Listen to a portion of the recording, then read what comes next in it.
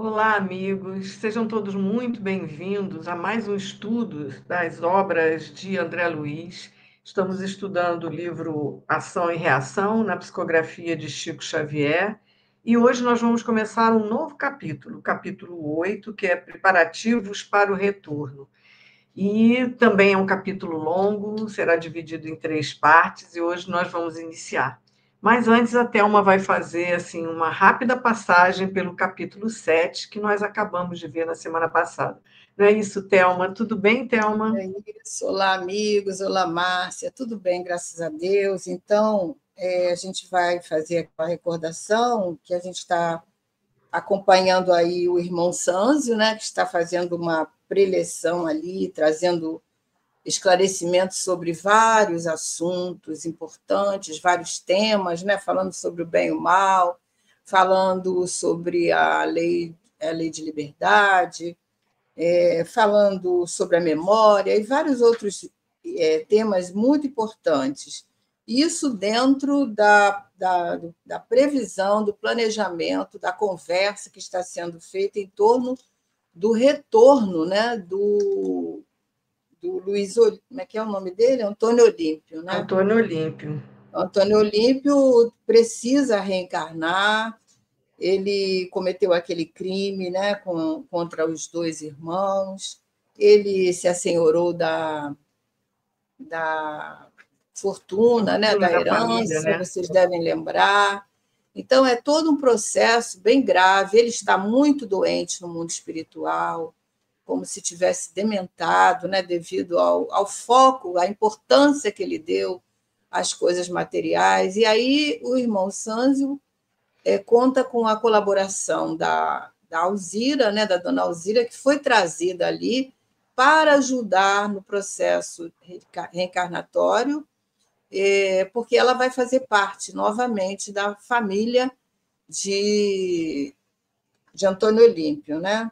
Ela Então, foi dentro esposa da dele, né, Thelma? Ela esposa foi dele, foi esposa a dele na esposa última dele. encarnação e Isso, ficou um filho, né, que é o Luiz, que está ainda encarnado, né? isso. Então, ela sendo partícipe ali de tudo que ocorreu, né? A gente vai hoje ver esse processo continuando aí com as explicações necessárias. Ela vai dar um depoimento muito interessante no capítulo de hoje, vai participar de forma muito assim, o papel principal é dela, principalmente na primeira parte, né? E a gente vai ver aí, então, a continuação desse planejamento, né, em torno da reencarnação dessa família, desses dois componentes aí, que novamente vão compor um núcleo familiar.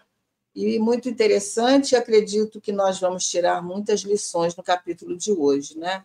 Vamos estar atentos, porque vem muito ensinamento para a nossa vida mesmo, né? Para os nossos onde nós estamos colocando os nossos desejos, nossos objetivos e propósitos. Então é isso. A Márcia acho que não falou, mas vamos aproveitar e dizer que vai ser 3 partes esse capítulo também, né, Márcia? Aham. É um capítulo grande e bem rico também. Então é isso. E Márcia vai É, ler, então. isso aí, Quer falar, vamos quer nós. completar alguma coisa que eu esqueci? Não, eu acho que é isso mesmo, né? A Alzira se predispõe a voltar para ajudar o Antônio Uhum. Olímpio e o filho que está encarnado ainda, né? Isso. Sofrendo um processo de obsessão, que é o que nós vamos ver nesse capítulo, né? Os dois tios, né? Os dois tios. É isso que nós vamos ver. Vamos lá.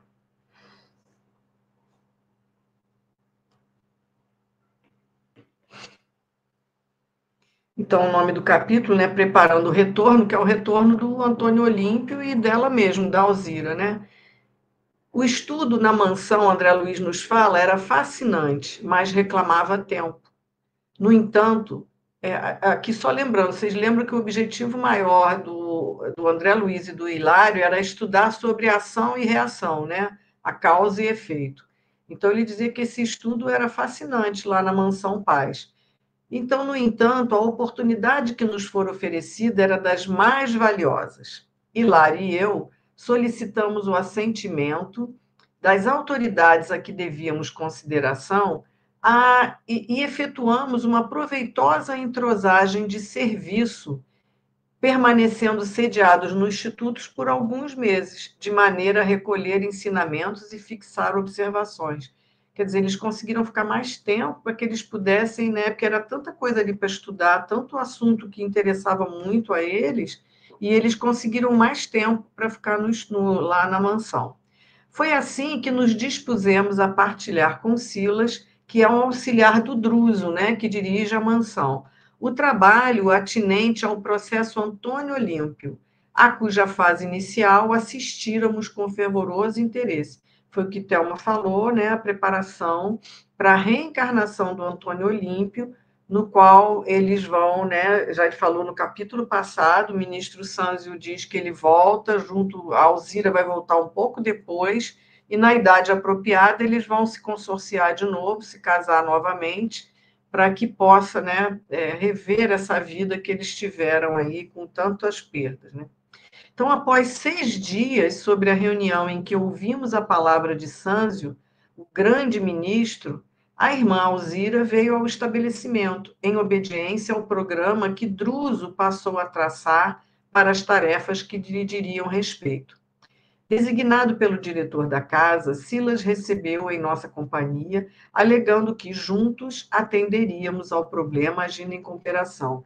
Aí outra coisa para lembrar, a irmã Alzira, ela fala com o ministro Sanzo que ela ia voltar para onde ela veio, porque ela tinha uns trabalhos né, no plano espiritual, ela tinha responsabilidades, ela iria se desobrigar dessas responsabilidades para que ela pudesse ajudar, né, na volta do Antônio Olímpio.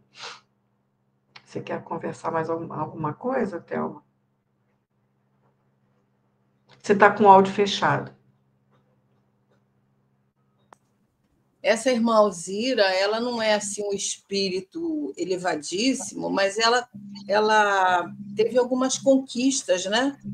Na vida, na existência passada, né? Na última existência, diante dessa prova, né, que ela passa. Ela não foi vítima, porque ela se sente partícipe, né? Mas ela parece, né, que tem uma evolução, né, assim, maior do que o Antônio Olímpio, né? Pela experiência que ela passa como mãe, como dentro da família, né? Foi pouco que foi falado sobre ela, mas a gente observa, né, isso. E o pouco que falou também, que eles falaram, Thelma, porque a gente vai ver, e ela no capítulo anterior, ela diz que ela própria também sofreu a influência dos dois irmãos, né, desencarnados do Antônio Olímpio, que ele assassina ela morre no mesmo lago, né? Ela morre no mesmo lago. Foi vítima, né, da obsessão. Né? Isso. E também por processo de obsessão deles e influenciando a ela também. E ela até diz, mas isso também tem a ver com o nosso passado. Então, assim, que nada Mas é interessante porque o que eu tive pensando é que ela não tinha esse sentimento de, vamos dizer assim, de cobiça, de desejo, né, do dinheiro. Então, ela ficou meio que neutra. Ela teve participação por ser mulher dele, mas ela não teve um débito, né? Ela não contraiu débito. Não, ela que a gente vai ver na prece que ela vai fazer, na explicação dela, na prece dela, que ela também se sente culpada, porque ela diz, o Antônio Olímpio comete tudo que ele cometeu para ficar com a fortuna toda do pai só para ele. Mas como ela usou dessa fortuna, teve uma vida usufruindo de tudo, ela também se sente, apesar de não saber de nada do que o marido fez, mas ela também se sente em culpa, né? É isso.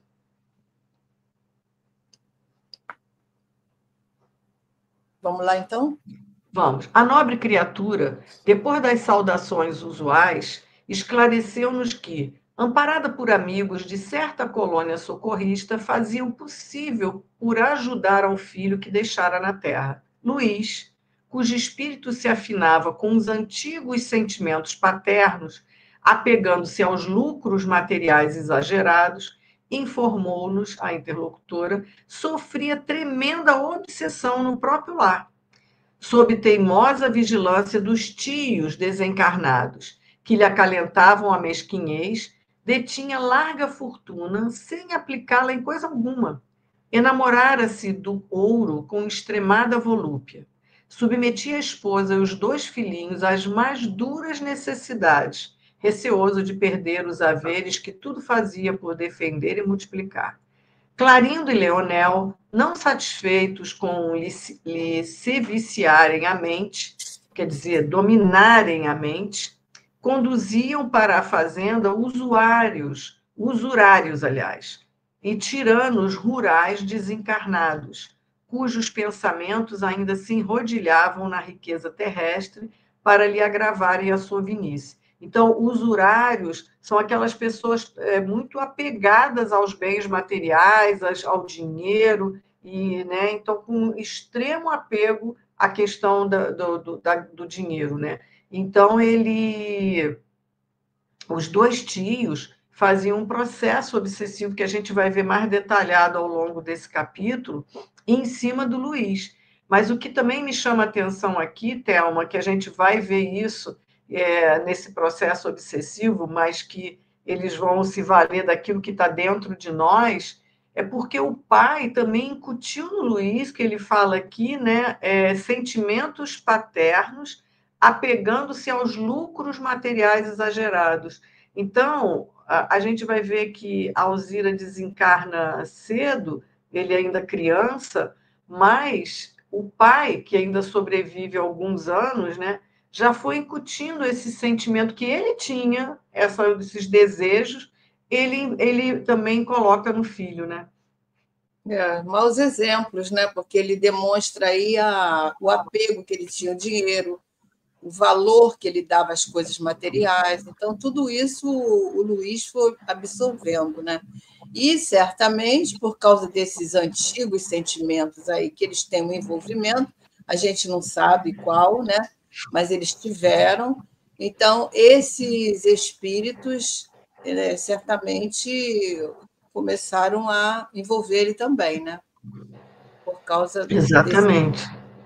E agora, uma coisa também que me chamou a atenção é que ele vivia até em estado de quase penúria, com o dinheiro guardado, né? Passando necessidade. Tem um momento aí que ela diz isso, né? Para não gastar, para não guardar o dinheiro, né? Tem quantas pessoas que vivem assim, né? E isso é suvinice, né? A pessoa Exatamente.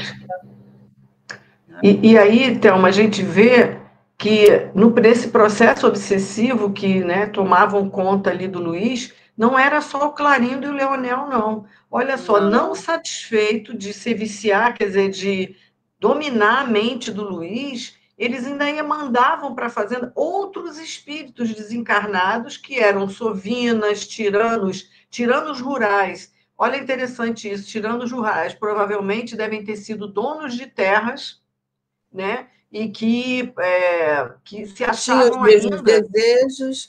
que ainda se achavam donos das terras e assim que podem ter sido esses tiranos aí que maltratavam os seus empregados e tudo. A gente não sabe, mas aqui a palavra usurários, que eram essas pessoas, como a Thelma falou, apegados aos bens materiais, e tiranos rurais desencarnados.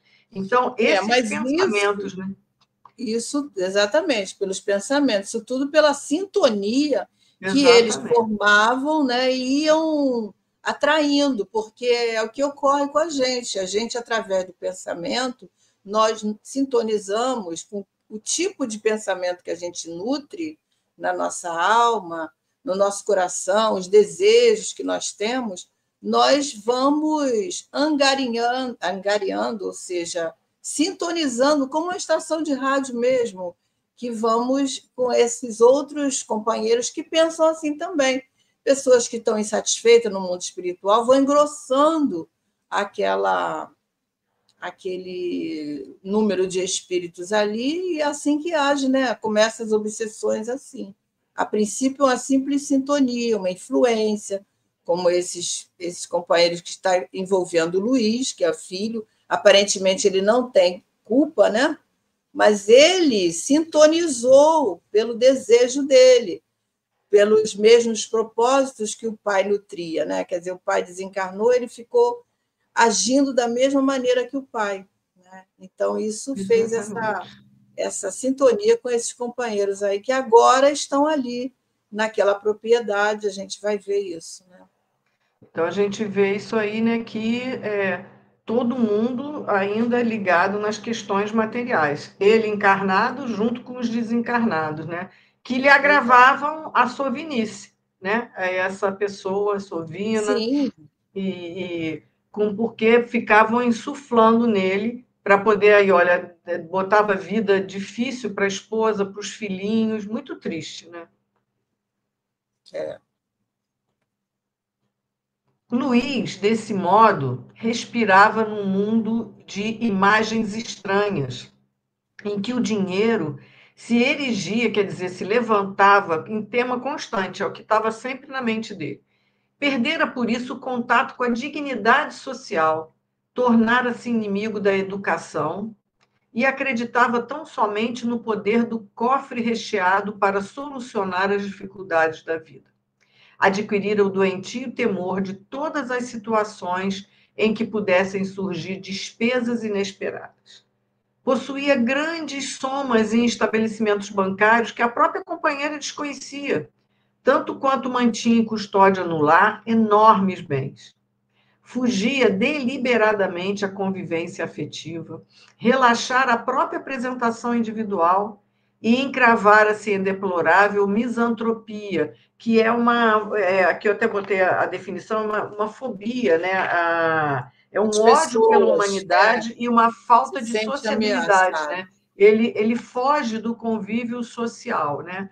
Então, em deplorável misantropia, obcecado pelo pesadelo do ouro que lhe consumia a existência. Então, antes da gente ler o outro parágrafo, a gente vê no que se tornou essa pessoa, né? Passou a não ter cuidado com o seu próprio, com ele mesmo, com Sua roupas saúde mental, provavelmente, né? né, ruim, e escondendo tudo da própria esposa, Quantas e que não, pessoas nem vivem importava assim, gente? educação, né? Nem importava educação, o que importa é ter dinheiro, dinheiro você pode comprar tudo, não precisa ter educação.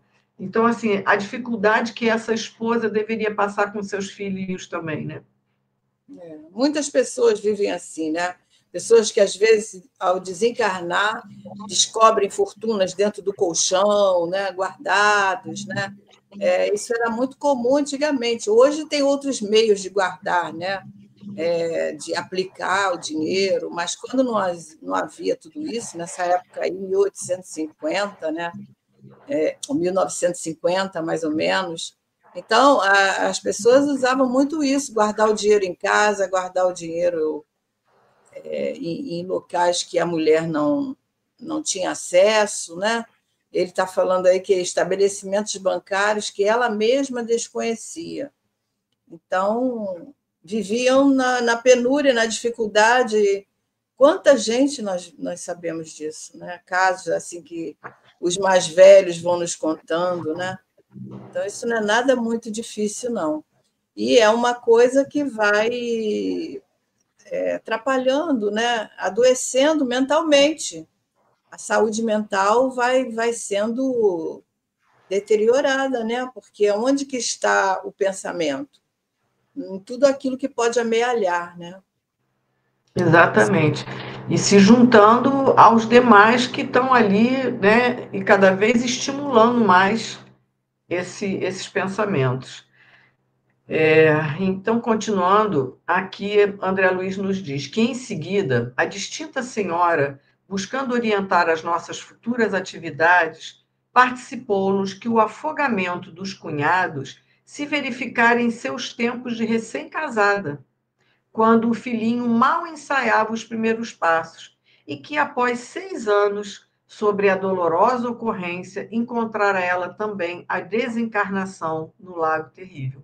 Quer dizer, ela desencarna, o menino devia de ter aí uns 7 anos, por aí, né, o Luiz. Então, ele fica sozinho, sendo criado pelo pai, que é o Antônio Olímpio. É verdade. Logo no início do casamento, né? Quer dizer, ela teve uma pequena participação, que ela se sente tão responsável, foi poucos anos, né? Exatamente. Mas ela, como é um espírito mais lúcido, ela tem noção dessa responsabilidade que ela teve ali também, né? Isso. E a gente vê que no capítulo anterior ela fala alguma coisa de que essa desencarnação dela no lago, a gente já falou, né? Tem a ver também com influência do Clarindo e do Leonel.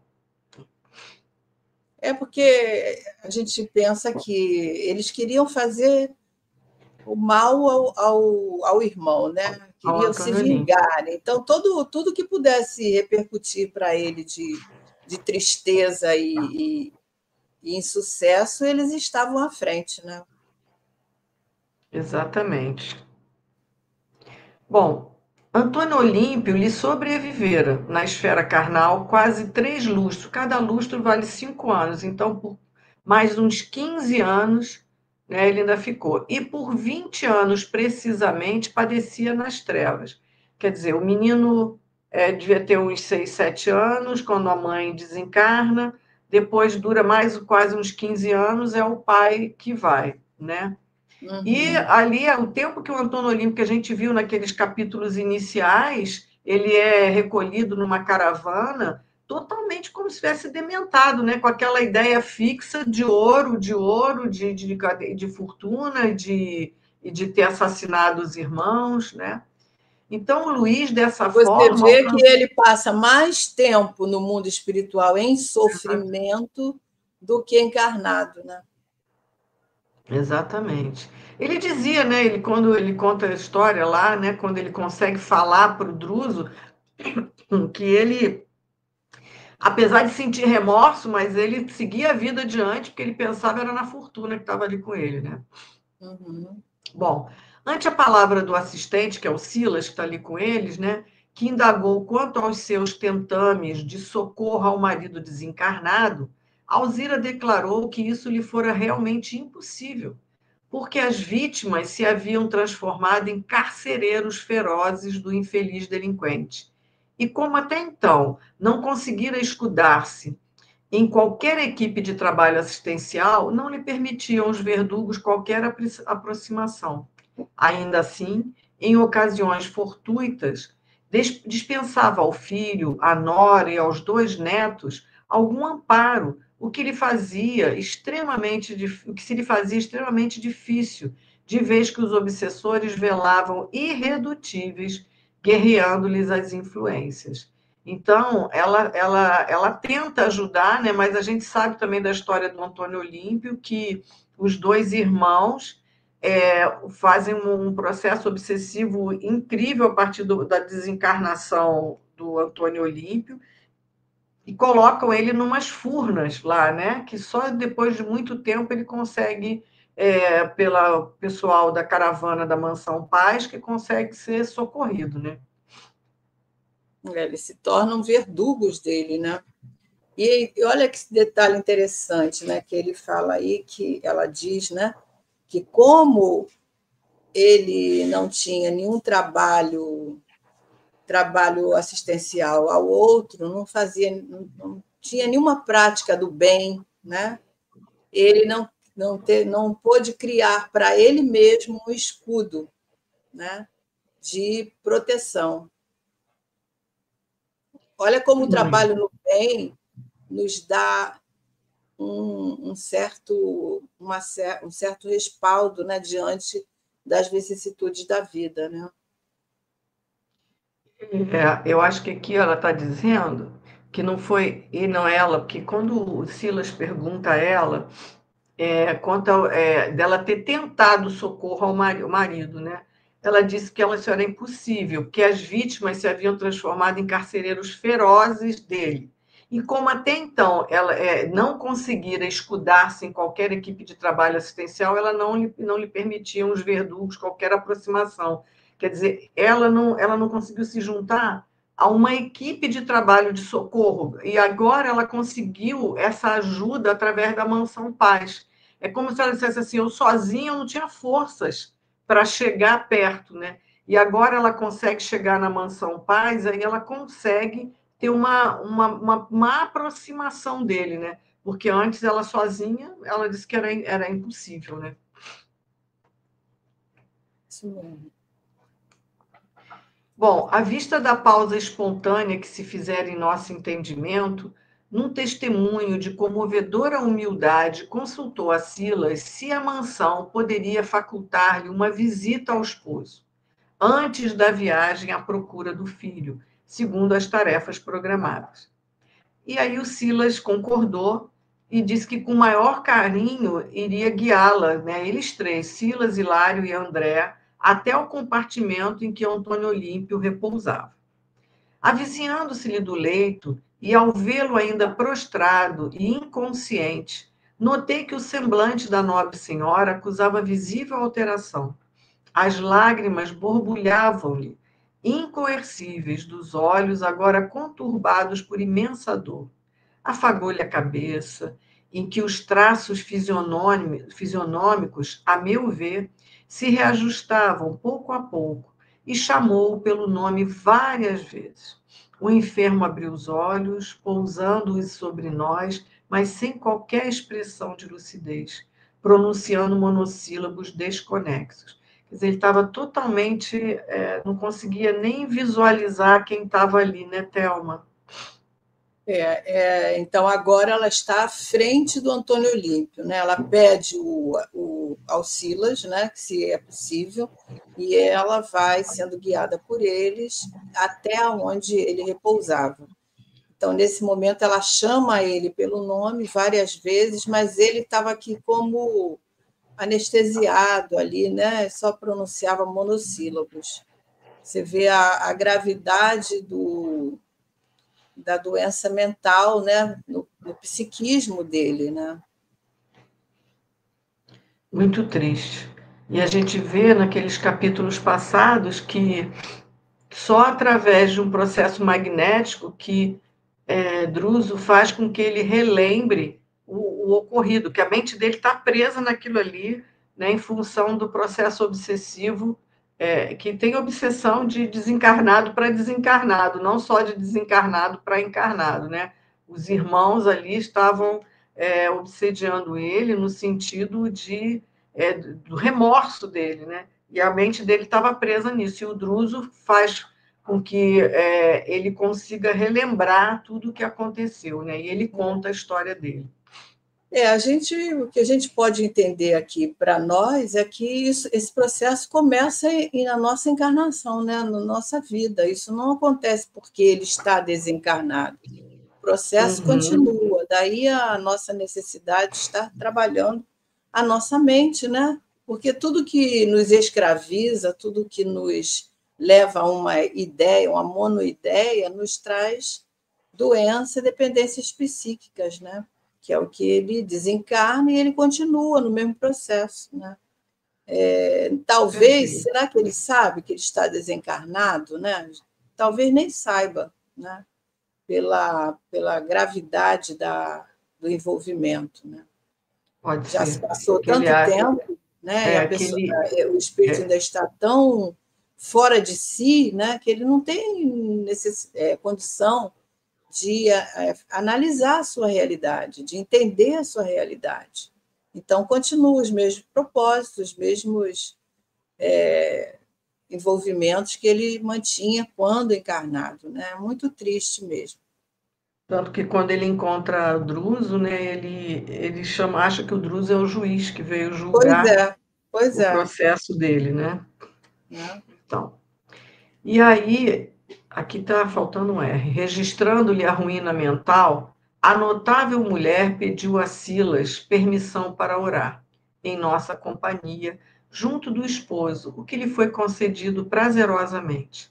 Então, diante de nossa surpresa, Alzira ajoelhou-se à cabeceira, guardou-lhe o busto de encontro ao colo, quer dizer, pega o Antônio Olímpio e bota aqui no colo, né?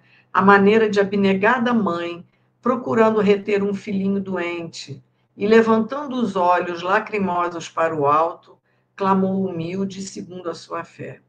E ela vai fazer uma prece lindíssima à Mãe Santíssima Maria, né? E a gente vai agora aqui ler direto essa prece, porque a gente pode entrar nesse pedido à Mãe Santíssima, até pedindo por todos os nossos, né? Os nossos queridos, nossos filhos, nossos netos, porque independente aqui ela vai contar a história, mas um pedido à nossa Mãe Santíssima, com certeza, se formos merecedores, ou que os envolvidos será atendido, né? Então ela fala: Mãe Santíssima, anjo tutelar dos náufragos da terra, compadece-te de nós e estende-nos tuas mãos doces e puras. Reconheço, Senhora, que ninguém te dirige debalde a palavra de aflição e de dor. Sabemos que o teu coração compassivo é luz para os que se tresmalham nas sombras do crime, e amor para todos os que mergulham nos abismos do ódio.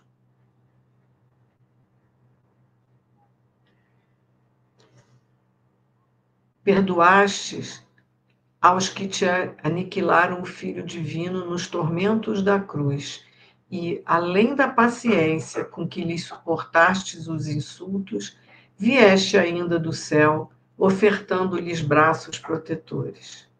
Mãe bondosa, tu que ergues os caídos de tantas gerações terrenas e que saras piedosamente as feridas de quantos se petrificaram na crueldade, lança caridoso olhar sobre nós, meu esposo e eu, jungidos às consequências do duplo homicídio que nos fazem sangrar os corações. Eu e ele estamos enovelados nas teias de nosso delito. Embora estivesse ele sem mim, nas águas fatídicas, enquanto nossos irmãos experimentavam a asfixia mortal, partilho-lhe as responsabilidades. Identifico-me, associada ao crime, também eu. Meu esposo, Mãe do Céu, devia ter o coração envolvido em pesada nuvem, quando se desvairou na estranha deliberação que nos chagou as consciências.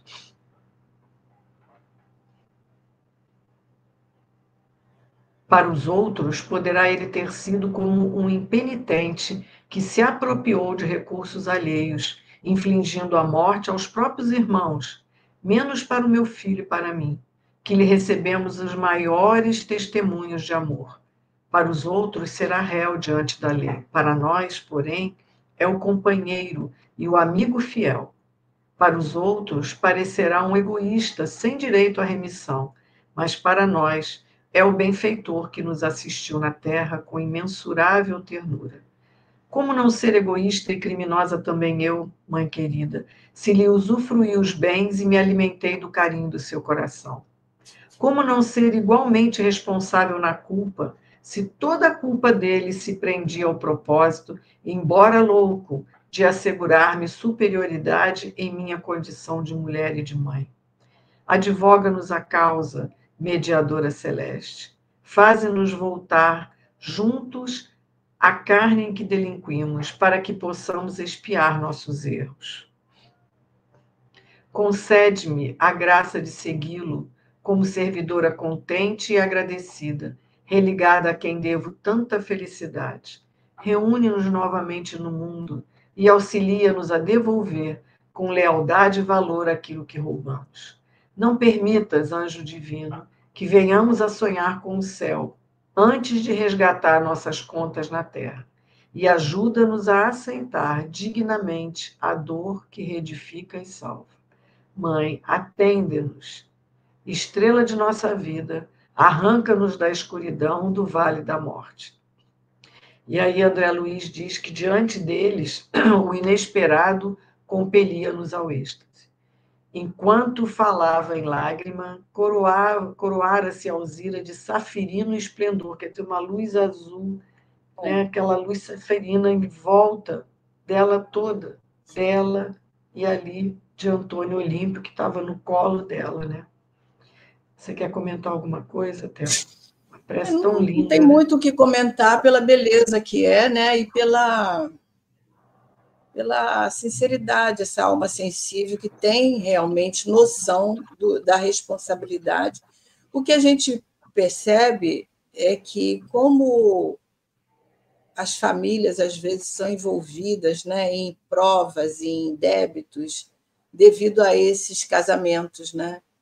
Porque nós vinculamos a nossa vida com o outro, né? E cria essa responsabilidade. Quer dizer, o problema não é só dele. Ela vai dizer aqui em algum momento, né, que ela se alimentou, ela utilizou, né, de todo esse dinheiro que ele estava ali amealhando. Então, por isso ela se sente envolvida. E aí a Também gente responsável. responsável. E a gente fica pensando, né? Quantos casamentos na Terra que envolve, como vai continuar agora a história dela, que envolve essas provas grandes, né? Daqueles espíritos que ficam anos ali, ou que seja o período não importa, o que importa é a vinculação nos débitos, né? Que um fica ligado ao outro. E ela com uma noção de responsabilidade, uma lucidez muito grande, né? E ela É. vai continuar nessa próxima experiência, trazendo essa bagagem junto dela que vai continuar dando, né, suporte E a para gente ela lembra, encarar Thelma, esse homem, né? e a gente lembra que quando ela, até aqui na prece ela fala, para os outros ele pode ser, né, um ladrão, um usurpador, né, e um assassino, mas para ela e para o filho ele foi uma pessoa muito boa. E o ministro Ela tem Sandro, gratidão a ele, ela tem exatamente, gratidão a ele, porque com todo esse desejo e esse envolvimento com dinheiro que ele gostava de sentir que tinha nas mãos, né? Ele fez tudo que ela para ela de bom, né? E para o filho também. Não houve maltratos, houve essas ele questões amava aí mesmo. que ela mesmo se referiu, às vezes não saber a quantia que ele tinha, passar determinadas necessidades, pensando que a realidade era essa, né? Mas o mal ele não fez ao filho nem a ela, né? Então ela tem uma gratidão. O que eu estava lembrando do ministro Sanzio é porque ele fala que na questão dessa volta dele, ele tem atenuantes por conta disso, dessa vida e desse amor que ele detinha por ela e pelo filho, Isso né? mesmo. Então ele fala assim: pensas que o Antônio Olímpio não tem nada que possa ser em seu favor, né? Que lhe atenue as culpas, mas ele tem nesse sentido do carinho que ele tinha para com a Alzira e com seu filho Luiz. Com certeza. E isso repercute para ele, em prol, em favor dele, né? Muito Em favor, interessante. em favor até no sentido da permissão da Alzira vir para ajudá-lo. Junto dele, É, exatamente. que é É, permitido que ela volte em função até que teve, vamos dizer assim, o Antônio Olímpio, aquele que foi o assassino dos irmãos, mas tem o Antônio Olímpio que foi um excelente marido e um excelente pai. é. Então, isso dá para ajudar com que ela possa voltar, né, para poder ajudá-lo também. Então, E a gente é também tudo se que na atenta. contabilidade divina conta, né, Thelma? Seja qualquer ação que a gente faça no bem, a gente vai ser retribuído disso de alguma forma. O que a gente pensa também a respeito a isso é quando vemos um casal, por exemplo, a mulher sendo aquele esteio, sendo aquela base, né, para aquela família, são essas questões que envolve, né? São espíritos que estão ali envolvidos, mas um já está mais à frente que o outro, né? Então Deus é misericórdia pura, porque Ele permite, né, que mesmo diante de uma nova expiação, de novas provas, reencarne espíritos, um ajudando o outro, né? Muito bom. Isso. Bom, e André Luiz continua dizendo, né, que ela estava envolvida numa luz, né, em função da prece, e essa doce claridade a se lhe irradiar do coração, ó, saía do coração dela, inundara todo o aposento. E assim que a sua voz calou, né, diz que ela parou com a prece, embargada e ofegante, excelso jorro de prateada luz desceu do alto, atingindo-nos a todos e comunicando-se especialmente ao enfermo, que desferiu longo gemido de dor humanizado e consciente. A prece de Alzira lograra um êxito que as operações magnéticas de Druso não haviam conseguido alcançar. Antônio Olímpio descerrou desmesuradamente as pálpebras e mostrou no olhar a lucidez dos que despertam de longo e torturado sono. Agitou-se, sentindo na face as lágrimas da esposa que o beijava enternecida, e bradou, tomado de selvagem contentamento: Alzira, Alzira. Então ele desperta, vocês viram que ele estava só ali no mundo dele, não conseguia ver ninguém que estava à volta, e com a prece ele recebe toda essa energia dessa mãe amorosa, né? Nossa mãe Maria ali, e ele consegue ter um pouco de lucidez e despertar, e ali dizendo que esse jorro de luz prateada veio para todos, não só para ele e para ela, para todos ali. Irradiou ali no ambiente, né? Isso, e conseguiu o que o Druso não conseguiu a fazer, né, no tratamento magnético dele, fazer com que ele voltasse à lucidez. Isso mesmo. Ela aconchegou-o de encontro ao peito com mais ternura, como quem quisesse pacificar-lhe o espírito atormentado. Mas, a um sinal de Silas, 2 enfermeiros aproximaram-se, restituindo-o ao sono. Tentei algo dizer à sublime mulher, cuja oração nos erguera a tão culminante emotividade, mas não consegui. Somente aqueles que viajaram por muitos e muitos anos sob a névoa da saudade e da angústia poderão entender a comoção que naquela hora nos dominara irresistível.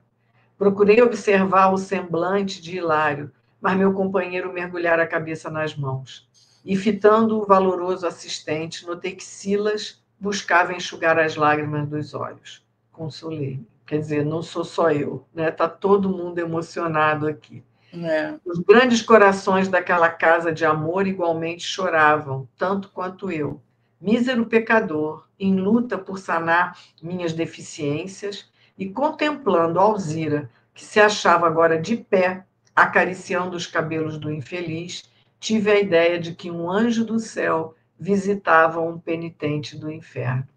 Que cena linda deve ter sido, né, Thelma? Pois é, e você vê, né, o teor da prece, né, que ela emite, que envolve ele, que ele, por alguns momentos ele teve lucidez, né, embora teria que continuar adormecido, porque era para o bem dele, né? Ele não estava em condições plenas para ficar em vigília, né? Então, a gente vê aí o amor, como é que o amor pode, né, modificar o íntimo das criaturas, né? Ele recebeu ali, e aí quando a gente lembra lá da prece, né?